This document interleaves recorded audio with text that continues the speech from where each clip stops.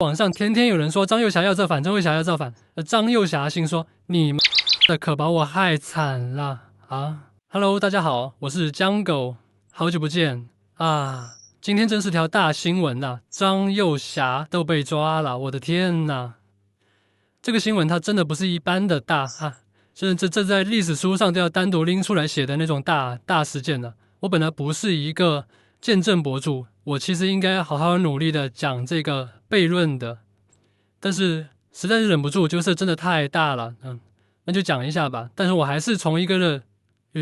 備悖論人的角度的視角來講這個問題。首先，可能很多人覺得啊，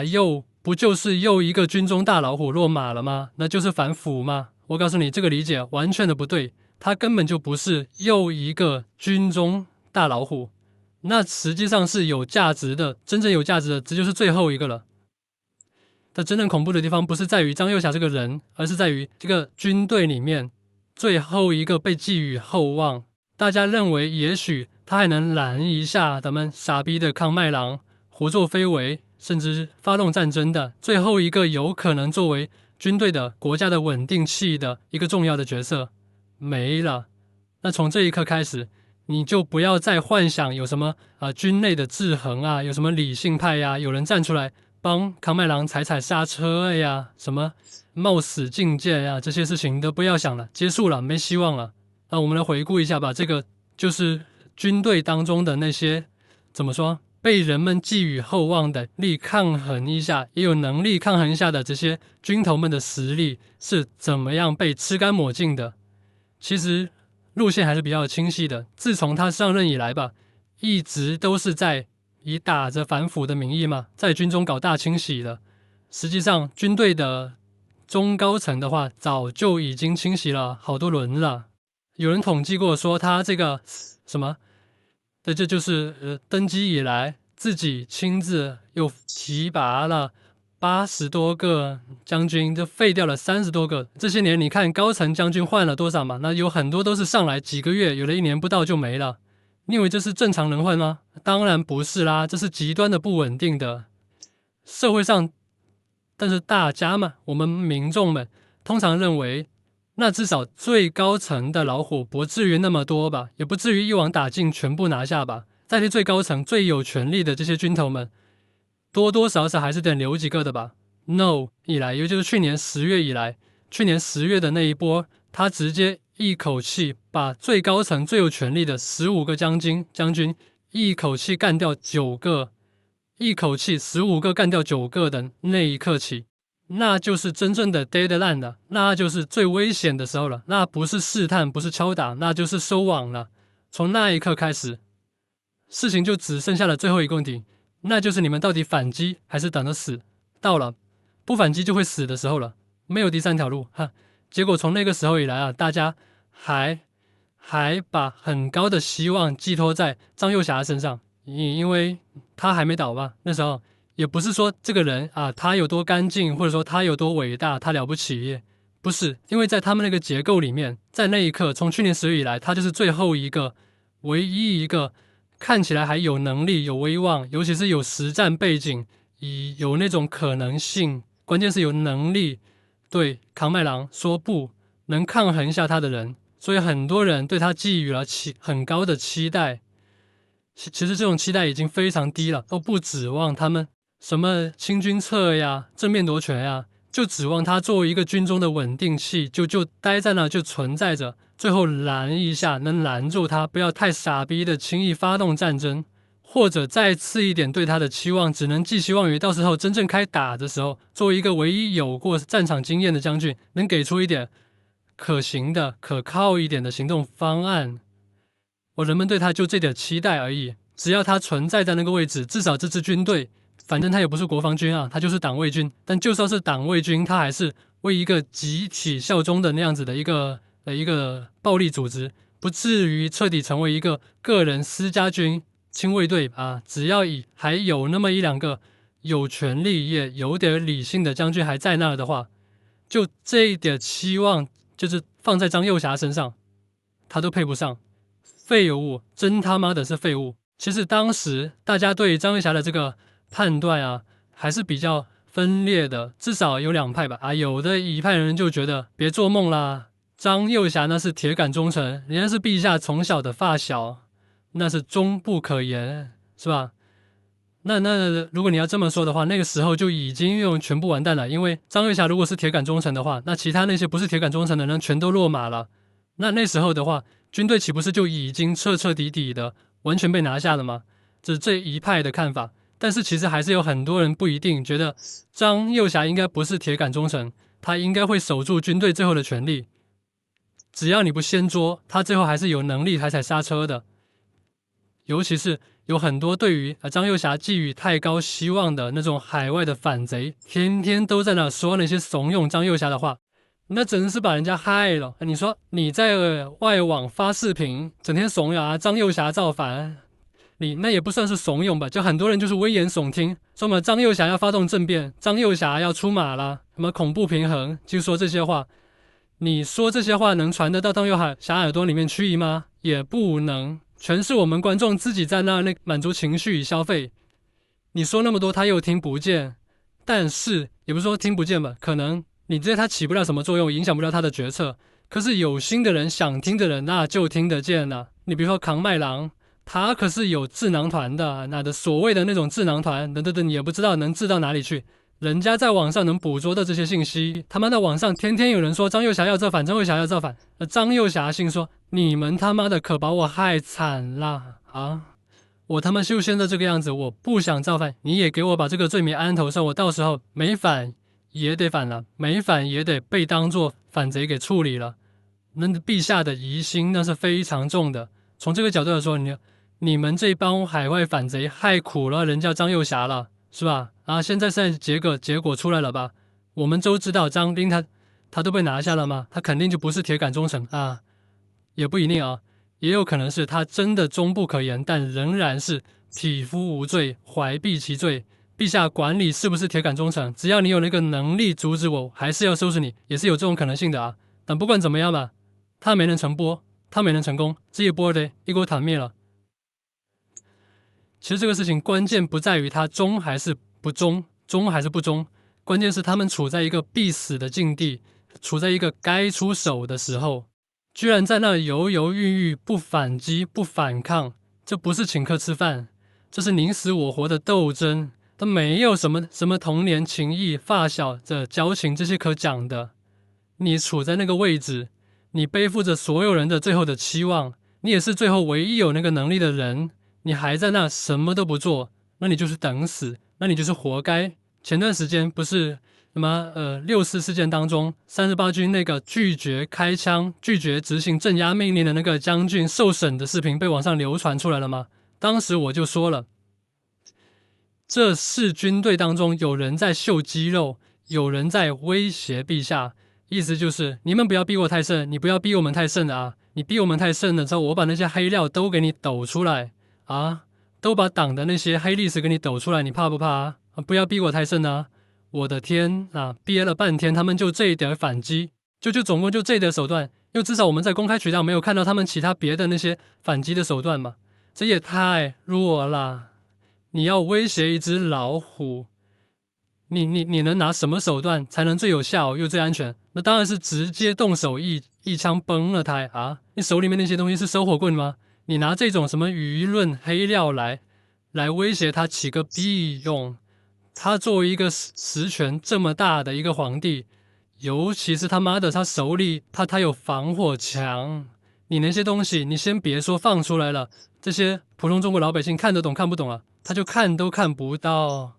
人家根本就把你這個東西的影響力直接視為零，毫無威脅作用。但是你惹到他了啊！其實我很懷疑那波事情，基本上張幼俠這一派的人最後做的絕地反擊啊，就是他幹的。這一點能力也真是太弱了，這種反抗的精神和反抗的意志都爛泥扶不上牆，毫無威懾力，只會惹到陛下，招來最殘酷的報復啊！這種時候是該出手時就出手，你猶猶豫豫、磨磨唧唧，該出手時不出手，那到時候你就是團滅。我覺得這幫軍頭們真的一言難盡，爛泥扶不上牆，靠不住啊，還有一個有意思的點值得分享的就是這個東西啊，這個消息出來了，官宣了之後，在那牆內的什麼抖音 B 站上面，好多人在評論區啊高聲叫好哦，山呼萬歲啊！大英明又打倒一個軍中大老虎，反腐如何強能？這個英明偉大，這些人真他媽是傻逼！這些人一點都沒有意識到這件事情的對他們是什麼樣的意義，會產生什麼樣的影響。就在這個體系裡面，你說腐敗，它還算是個事兒嗎？張又俠腐敗的問題，你以為我們都不知道嗎？嘿，這麼說吧，這共產黨裡頭，你那些幹部，只要大小4個幹部的，你拉出來10個人站一排，全禿禿了，沒有一個人是冤枉的。那哪一個共產黨的幹部不腐敗啊？他就沒有人不腐敗，在這樣一個體系裡面，他人人都腐敗。你也打倒這個腐敗分子了，再換上另一個人，他也腐敗，誰都腐敗，我們根本就沒得選。關鍵問題可就不是他腐不腐敗的問題，而是就是怎麼說？如果他處在那個位置上，真的有那個能力，能起到那個作用，就是穩住這傻逼扛麥郎。不要讓他輕易去對人民搞武力鎮壓啊！如果有這麼樣一個有一定理性也有一定能力的將軍處在那個位置上，起到了這個作用，真正起到了這個穩定器的作用的話，他就是貪污1000個億，他也是有價值的。何況你以為換上其他人呢，他就不貪污了嗎？他們照樣貪污，但是他們還起不到張又俠所在那個位置的作用啊！反正人人都腐敗。張又俠腐敗，他也有他的價值。你其他人呢？這樣腐敗，但他起不了上那個作用。我還是要在這裡吐槽一下中國這幫軍頭們的反抗精神、反抗意志、反抗能力。說真的，你們身為軍頭，真的是愧對這個身份，浪費了手裡面的一把好牌。你們這個水平就和普通老百姓有什麼區別嗎？那是真的垃圾。這幫軍頭，他不論是橫向和當今世界上其他那些威權國家的軍頭們比，還是縱向和歷史上中國歷朝歷代的那些，就是他們的軍人前輩們比，那都比他們垃圾。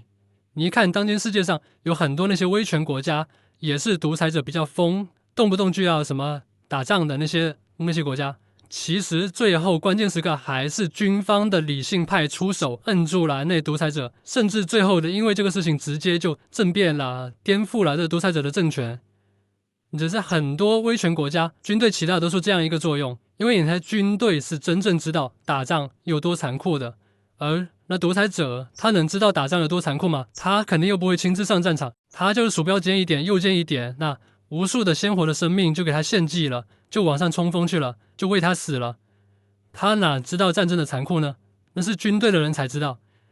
這一幫中國的軍頭和全世界他們的同行們比，差太遠了。那和歷史上他們的前輩們比也差太遠了。中國可是不缺，從來都不缺那種敢於發動政變、清君側、匡正暴君的那種避震的這種了不起的這些軍頭啊。別說古代的那些遠的這幾千年以來的這些軍事政變了，那就是近代呢，張學良也是幹得不錯的，逼蔣介石。而且還不好說，這個事兒還真不好說。輪到他們這一波人在這個位置的時候，真的是爛泥扶不上牆。你指望他們有點反抗意志和反抗精神有點反抗意志和反抗能力啊，那真是做夢，真是做夢。一群廢物，和這些普通老百姓真沒什麼區別。好有一比啊，我有一個聯想，你看這些軍人們，實際上他們就和普通老百姓幾乎一樣。在古代有一種說法是，在古代有一個官職叫做州牧，那個牧就是放牧的牧。在真正有權力的統治者眼裡，在他們眼中，你下面這些什麼普通的小兵呀、老百姓呀，就跟他媽的是放羊，就統治你們就跟他們放羊一樣，你們在他們眼中就是綿羊啊。更有甚者，還有一個稱呼叫草民、草芥。那你說你是綿羊，都是抬舉你了，你的連動物都不是，你說你是行屍走肉，你都不配，你就是植物，毫無任何主觀意志的那種人。我看呀，這也不光是說人民，用來形容這幫現在的這些中國軍隊也沒什麼差啊，這乎軍人就是那種樣子啊，毫無自主意志。那你說這樣子的軍隊，他他能打贏仗嗎？毫無疑問是不可能打得贏的啊！怎麼說呢？你知道現代軍隊最重要的是什麼？就是那種每個人都能自己獨立的靈機應變的判斷能力。因為現代戰爭它是怎麼說？現代戰爭它是瞬息萬變的，戰場態勢極其複雜的，很多事情它都是要具體面臨這個事情的當事人，不管你是普通的士兵還是將軍，你要做出自己的判斷，必須要當場判斷、當場決策、自主行動的，才能達到最好的效果。又不是像古代戰場上那種什麼，像小說裡面那種最高領導給你一個什麼錦囊妙計，你下去照着妙計執行就能贏了的，根本就不是那麼回事。現代戰爭真的是非常需要靈機應變的，中國軍隊最缺的就是這種能力。就這一幫沒有腦子的家伙處在那個位置上，他能打贏嗎？前段時間就這樣，你看我剛看了一個美國的僱傭兵在烏克蘭戰場上寫的寫的與戰爭相關的一個報告嘛。他作為一個普通士兵都在思考，為什麼烏軍每個月能報銷5萬俄軍的情況下，戰場上戰線都不能推進一步，原因何在？他發現問題，提出解決方法，然後還認真的寫報告向上級匯報。這就是那種所謂的不想當將軍的士兵不是好士兵。就他們這種人家文明社會的這種軍隊，他每一個人都有判斷能力、決策能力那這要是真打起來，人家文明社會的部隊，那就是50萬軍隊就有50萬顆大腦，50萬個腦子，50萬人真正在決策。我們他媽的這扛麥郎麾下的這200萬親衛隊200萬人總共只有1顆腦子，就這些人你指望他們能打得贏才有鬼。那打不贏又對我們意味着什麼呢？說實在的，我們是當然想盡量的有人能攔住他，不要讓他隨便發動戰爭。真要發動戰爭那肯定就是世界大戰級別的，那肯定就是3大邪惡軸心國對抗全世界的那樣子的戰爭，那不就是和上次世界大戰差不多一樣嗎？我們盡量不想要陷入這種戰爭，但如果真的要陷入這種戰爭的話，我告訴你，那肯定還是打不贏，對咱們普通老百姓更慘。因為真的打到那一種地步了，你覺得人家聯合國軍或者美軍，他還能有那個時間精力來區分哪是老百姓，哪是這個共產黨的走狗軍隊，還能區分得了無辜嗎？肯定不能。那打紅了眼了之後，管你有辜無辜，那都是死。何況本來站在人家的視角來看，那你們這些真的如果要是反抗共產黨獨裁統治的，這幾十年來怎麼都沒有爆發着什麼試圖推翻他們的大的運動呢？那可見你們這幫人他們就是擁護他們的共產黨的獨裁統治的嘛。那本來中國也是他媽的14亿人，起碼有13億都是鐵桿小粉紅。你這一種敵人，換你站在對立面，你來打這種敵人，你也是他媽的直接吐了，不會有任何道德包袱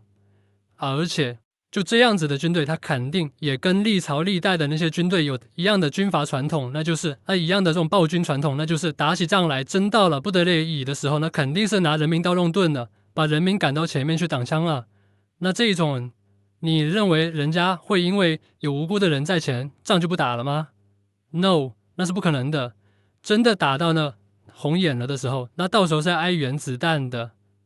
而且你仔細回想一下，上一次世界大戰最後是怎麼結束的？那就是要挨原子彈才能結束得了挨原子彈才能結束得了那到時候這些重要的城市，北京、上海、廣州、深圳、什麼大連、青島這些地方，有一個算一個，都得吃蘑菇蛋那這就是我們的悲哀了，這就是我們人命的悲哀了。就總的概括一下這個事兒對咱們的影響吧，可以說張幼霞被抓的意義不亞於金三胖炮決張承澤，這意味着在接下來我們一定會很容易很頻繁的發生武力鎮壓、暴力鎮壓的活動，沒人攔得住他。而這還是小事兒，更大的事情是肯定要打仗的，沒人攔得了他了。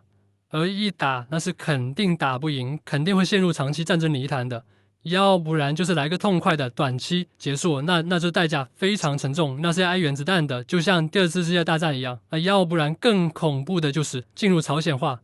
因為介入戰爭泥潭，賦予他那種長期的超強的軍事動員的權利，那他就可以排除一切阻礙，直接把這個國家變成西朝鮮，那真的就會進入像朝鮮金家王朝那樣子的模式。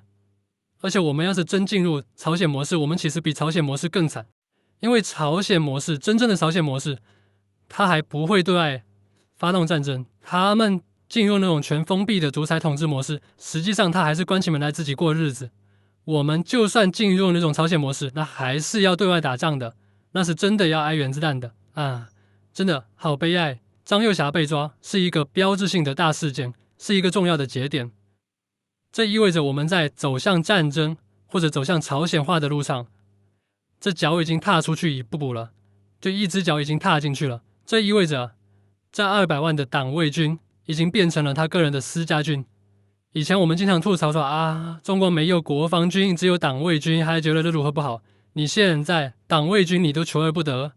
現在只有私家軍、禁衛軍了，御林軍。哎，說這麼多，咱這是一個講論學日記的頻道。說起來我真的很慚愧，過去一段時間啊，我因為在研究生實習，工作還是比較忙的，每天有很多大事，再加上我他媽的最近這個畢業論文開題被斃了，那幫老逼的們又